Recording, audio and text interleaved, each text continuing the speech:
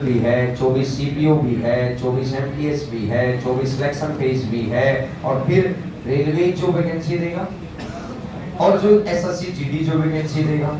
एक परफेक्शन आपका बैच का जो एंडिंग टाइम रहेगा लगभग, जैसे देखो अभी ज्यादा पढ़ रहे हैं, सिलेबस पूरा कराने को अगर जैसे डेटेड पढ़े 2-2 घंटा क्लास चल रही है, सिलेबस पूरा कराने को कोई खास टास्क नहीं है भाई।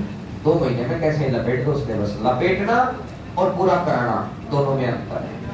बच्चा लपेटने में ज्यादा खुश रहता है क्योंकि वो गिनता है, 1 टॉपिक पूरा, 2 टॉपिक पूरे, 4 टॉपिक पूरे, मजा आया, सिलेबस पूरा, अब दोबारा देखना कब बैठ शुरू होगा। समझ आई बात को। और जो सिखाने में थोड़ा दम लगता है क्योंकि इसमें बोरियत भी आती है भाई, इसमें बैठे बैठे कई बार, क्योंकि बोरियत उस बच्चे की आती है कि जो कई बार कंसंट्रेशन रहता है, उसको थोड़ा अपने करियर के बारे में बहुत ज्यादा समझ है नहीं, चाहता है, चाहत है, लेकिन हर चाहत पूरी नहीं हो सकती। यदि चाहत है तभी तो सुबह सुबह आए हैं भाई, लेकिन हर चाहत इंस्पेक्टर की उसमें तब्दील हो नहीं सकती ना। चाहत तो 30 लाख बच्चों की है कि भैया इंस्पेक्टर बन जाए, चाहत से थोड़ी कुछ है, उसके साथ कुछ तप भी डालना पड़ता है उसके अंदर। बात समझ गई? तो अब जो चीज मैंने पढ़ाई है ना अभी पिछले लगभग 1.25 घंटे के अंदर, तो जो चीज मैंने पढ़ाई है अब उसी बात को याद रखने के बारी आ गई। फिर अपन ट्रायंगल और सर्कल आज करके कल से फिर क्वेश्चनिंग मोड हो जाएगा। फिर जितना काम अब मैं कर रहा हूं 2 दिन से, अब फिर उतना ही काम अगले 5 दिन आपको करना है। उसमें चीजें आपको मुश्किल लगेगी ही नहीं। मेंसुरेशन 2D कुछ भी नहीं है, 3D थोड़ा मोटा है, लास्ट में होगी जब पिरामिड प्रिज्म के टाइप के क्वेश्चन बनते हैं, टिल्ट वगैरह होते हैं, घूमने का केस आता है, कटिंग के केस आते हैं, स्लाइसिंग के केस आते हैं, वहां थोड़ा मोटा दिमाग लगाना पड़ता है। नहीं, जिसको ये फंडामेंटल याद है और कुछ भी नहीं है। और ये टॉपिक्स की खास बात है, ट्रिग्नोमेट्री हुआ, अलजेब्रा हुआ, ज्योमेट्री हुआ, भाई सर्कल की जो 21 प्रॉपर्टी मैंने कभी 2014 में पढ़ी थी यार, वही किताबों से पढ़ना, वही याद है। कोई 22वीं प्रॉपर्टी नहीं आई, कोई नई चीज पता चल गई, इसका मतलब हमें नहीं पता था प्रॉपर्टी तो उन्हीं किताबों से, कोई नई कॉन्सेप्ट डेवलप हो गई। जिसने ज्योमेट्री बनाई थी वो भैया पता नहीं कितने 1000 साल पहले जा चुका करती थी, और अगर वो नहीं जाते तो पता नहीं, फिर थोड़ी और मुश्किल में हो जाता। ठीक हुआ थोड़ा चले गए तो। और समझ में कुल मिलाकर बात ये कि वो जो चीजें थी उतनी है। लैंग्वेज वाले टॉपिक्स में ये होता है कि कितना ही गहरे से सीख लें फिर भी हमें फंसा दिया जाएगा, लेकिन इन टॉपिक्स में एक बारी चीजें ढंग से देख ली ऑब्जेक्टिव मैथ के हिसाब से कि भैया ऑब्जेक्टिव है, सब्जेक्टिव के हिसाब से लाखों चीजें हैं यहाँ। कई बारी बच्चे को लगता है ना कि यार ये नोट्स हो गए, अब इन नोट्स में 2 पॉइंट ज्यादा आ गए, 2 पॉइंट ज्यादा नहीं, वो सब्जेक्टिव के पॉइंट है। आपको पेपर में ऑब्जेक्टिव वाले पॉइंट्स को, सिलेबस को पढ़ना, लिखना, नोट्स बनाना और उसको रिवाइज करना भी तो टास्क है, और याद करना भी तो टास्क है, सिर्फ लिखते ही थोड़ी रहना है। बात समझ में आई? जो चीज चार्ट छोड़ के एक कॉम्पैक्ट फॉर्म में दिया जाता है कि भैया ये लो रे, आपको इतना सा करना है, बात खत्म। तो क्योंकि आपके और भी तो सब्जेक्ट है भाई, रिवाइज कब करोगे?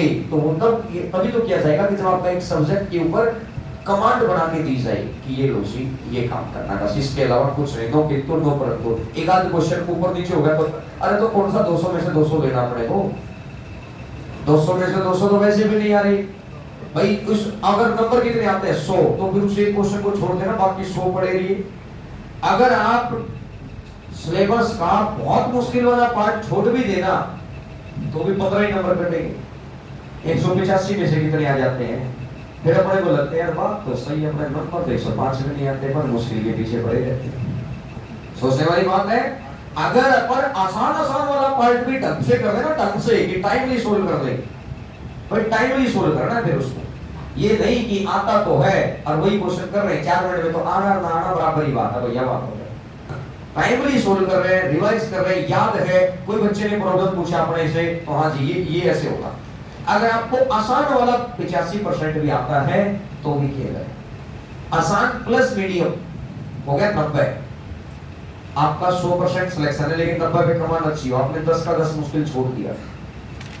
अपन यहां लेकर चलते हैं सारे को कंप्लीट कराना, इसलिए कि बच्चा अगर 1-2% छोड़ता भी रहेगा तो भी उसका 97-98% तक कवर रहेगा। 1-2% हर बच्चे से छूटता है, वो एक आधी एक आदि होता है जब सब कुछ करने के बाद उसको नजर आता है कि यार मेरे नंबर ना सर, नंबर तो मेरे 110 आ रहे हैं, 120 आ रहे हैं। फिर मैं उसको कहता हूं कि अब सोच कि जिन चीजों के पीछे टाइम खराब हो रहा है 1-2% के पीछे, उसको छोड़ दे।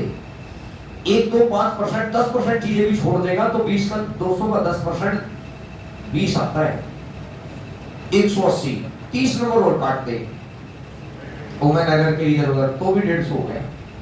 फिर उसको बात समझ में आती है कि बात सही है, फिर उसको पढ़ने का एक विजन मिलता है कि सर अच्छा इसका मतलब ये, इसका मतलब ये, और ये कटिंग करके ये करना है। बात समझ में आ गई? तो ये बात को माइंड में हमेशा सेट रखो कि हम ऑब्जेक्टिव एग्जाम की तैयारी कर रहे हैं।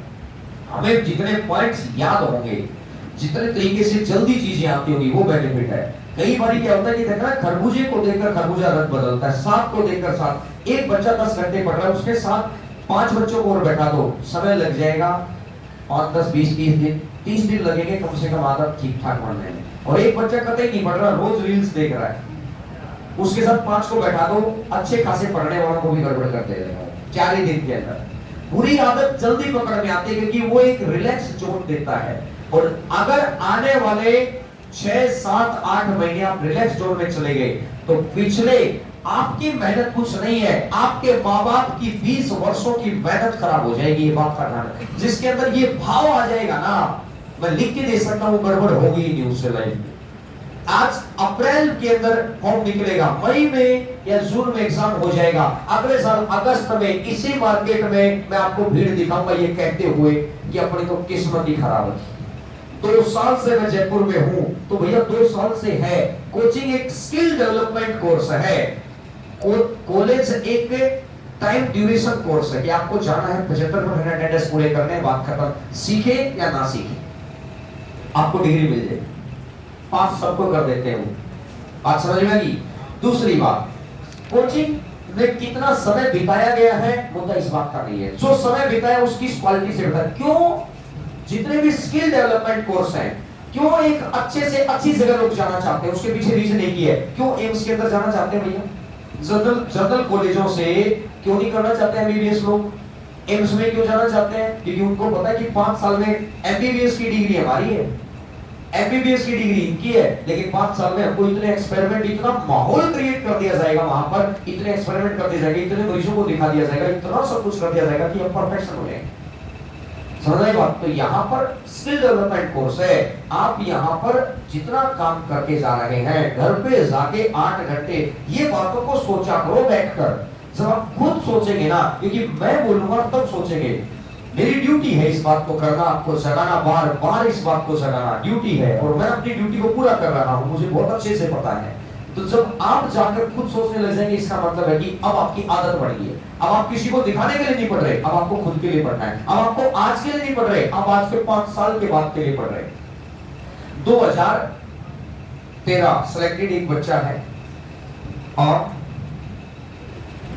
2013 या 2014 और इनकम टैक्स इंस्पेक्टर चंडीगढ़, और उसको अभी आईटीओ मिल जाएगा अगले साल, और यहां से बिलोंग करता है वो चूरू डिस्ट्रिक्ट से।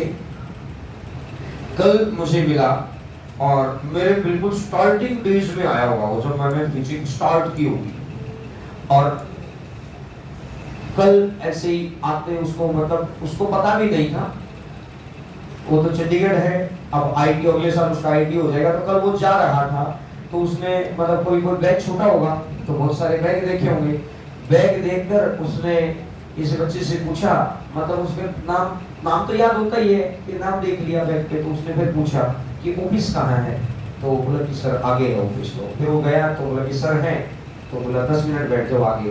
तो मेरे को भी याद नहीं था, इतने साल की बात, अब शक्ल भी भूल गए थे। तो बोला कि सर याद आया, तो ये मैं यहाँ से बिलोंग कर रहा। अभी वो 1 साल की 3 साल की लीव लेकर आ गई।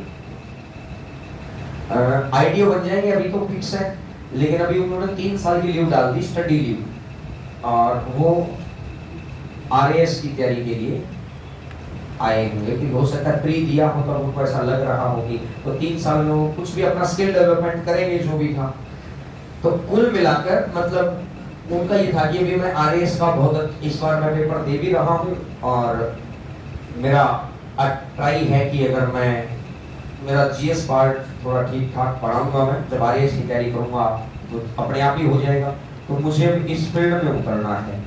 तो मैंने बोला कि कुछ ज़्यादा ही लेट नहीं हो गई है, अगर आपको यही डिसीजन लेना था तो पहले ले लेते। तो बोला कि सर बस पता नहीं जो भी हुआ तो अब है। फिर तो ऐसी बातें होने लगी कि लाइफ का एक्सपीरियंस और ये वो। तो चंडीगढ़ है, तो चंडीगढ़ एक बहुत ही मतलब अच्छा शहर है। हो सकता है आप में से कुछ बच्चे गए हो सकता है नहीं भी गए, मतलब एक अच्छा मेंटेन शहर है वो। तो फिर मैंने बोला कि नीड क्या पड़ी आपको इधर अप्रोच करने की या मतलब मूवमेंट करने की, आप उस लाइफ में उतना आगे बढ़ चुके हैं। बोले सर नीड कुछ नहीं पड़ी, मेरे साथ का ही 2 लोग हैं जो सर एग्जामिनर की पोस्ट पर है मुंबई। अप्रेजर के ऊपर, अप्रेजर होता है कि कुछ पोस्टें यहाँ पर फिक्स की जाती है क्योंकि सामान वहां से आता है, फिर वहां तो शिप के अंदर आया सामान, फिर रेलगाड़ियों के माध्यम से यहाँ पहुंचाया जाता है। फिर वो जो पहुंचाने वाला है तो कोई तो एक पर्सन उस डिपार्टमेंट का बैठा होना कि भैया यहाँ किसी और को सौंपेगा। ऐसा थोड़ी कि रेलगाड़ी का ड्राइवर आया और तार दो मैं तुम्हारा सामान रहे, ऐसे थोड़ी होगा। वही तो आ गया वहां पर कि भाई ये किसी ऑफिसर को तो पकड़ाएगा। तो वहां पर एक, यहाँ पर पूरे राजस्थान में 5 शहरों के अंदर अप्रेजर, उस पोस्ट का नाम बोला जाता है अप्रेजर। मतलब वहां से एक किस्म से अपॉइंट, उसकी ड्यूटी वहीं पर होती है, जाना उसको डिसीजन मुंबई पड़ता है, लेकिन वो यहाँ पर रहता है। तो बोले कि सर मेरा दोस्त ना पिछले 3 साल से अप्रेजर के नाते, अप्रेजर की जैसे यहाँ जयपुर के अंदर है पोस्टिंग, अलवर में है और जैसलमेर में है और 2 जगह और मुझे ध्यान नहीं कौन से और शहरों में है, 2 जगह। तो बोला कि सर वो अप्रेजर रहा ना यहाँ, तो मुझे लगा कि उसकी लाइफ मेरे से कहीं ज्यादा अच्छी है। एक टाइम पे इनकम टैक्स बहुत बढ़िया था और एग्जामिनर नॉर्मल माना जाता था, लेकिन मुझे लगा इन 10 वर्षों में मैं चंडीगढ़ में रहना अच्छा खासा स्टैंडर्डाइज रह गया मैं। लेकिन मुझे फील आया कि मैं पिछड़ रहा हूं। कितने साल बाद फील आया? इनकम टैक्स इंस्पेक्टर आईटीओ को। तो कभी आप ये समझो भाई, जब साथ वाले आगे निकलते हैं ना, जब उस पोस्ट पे उस पे कोई कमी नहीं है, आईटीओ बनते 8 लाख रुपए महीना तो फिक्स है, फिक्स, नो किंतु नो परंतु। और जो तो तब है जब यहाँ गले में रुद्राक्ष की माला हो, तो नहीं चाहिए भाई, तो तब है। बात समझ रही? और अगर कोई ऐसा हो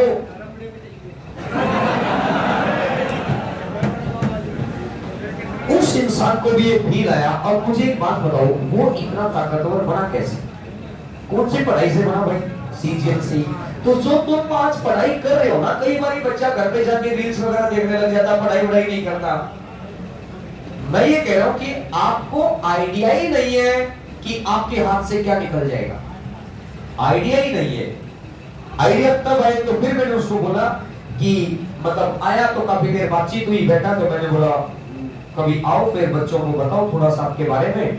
तो उसने बोला कि सर आप कहें तो कभी भी बुला लो, मुझे तो कल बुला लो, अब तो मैं यही हूँ। उसने बताया कि जोटवाड़ा में वो कहीं पर रह रहा होगा, रेजिडेंस वगैरह भी शिफ्ट हुआ है। तो अच्छा लगा पिछले इतने वर्षों के बाद किसी से मिले। और फिर उसके बाद चीज तो कभी उससे कोशिश करता हूं मैं, दशहरे के बाद उनको किसी एक दिन बुलाते हैं, थोड़ा सा आपके अंदर जगाने का प्रयास। मैं तो जगह जगह पे थक लिया तो कई बारी मैं जाके शीशे में देखता हूँ मेरी शक्ल में, क्या बात है भाई, कुछ कमी किसकी है क्या, कमाल है। तो मुझे लगा कि जब कोई शक्ल बदलेगी यहाँ और फिर जब वो बच्चे आएंगे तो बात बढ़ेगी, शायद कुछ बात बढ़ सकती है आपसे।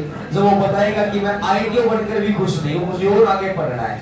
ये उम्र एक करीब उम्र है, इस करीब उम्र में तो पता नहीं इंसान क्या से क्या करते हैं। तो घर पे जाके पढ़ाई करती है। कल पढ़ाई की थी तो मुझे बता दो, अब रोमबस के सारे पॉइंट गिनवा दो बस, रोमबस।